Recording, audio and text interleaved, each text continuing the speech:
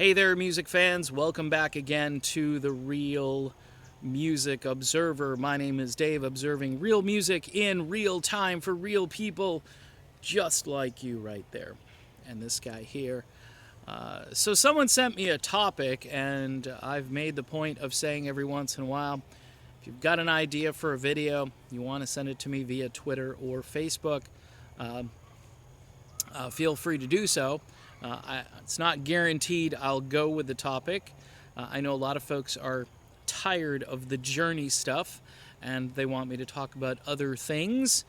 So here goes. This topic was sent to me earlier today, and it has to do with the band Boston. I think it's a fascinating topic. And Boston, of course, was this band, I think, that was... their first three albums are insanely good.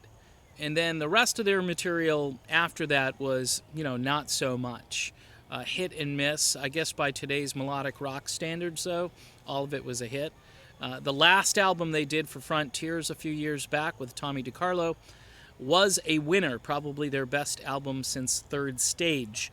But a lot of people have noticed how Tommy DeCarlo, a guy who, clean-cut dude, used to work at the Home Depot, was discovered much the same way I think Arnell was discovered via YouTube, and all of a sudden the guy finds himself in Boston.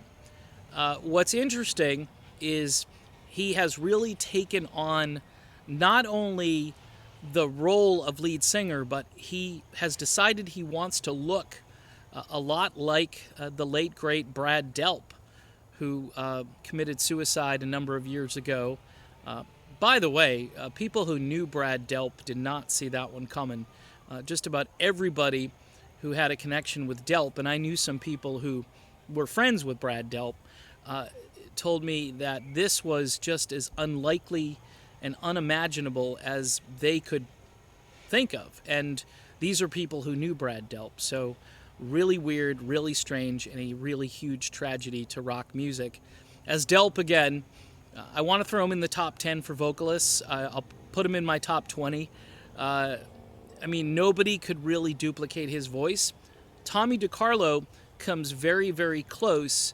And now what's strange is he's donned the entire look of Brad Delp.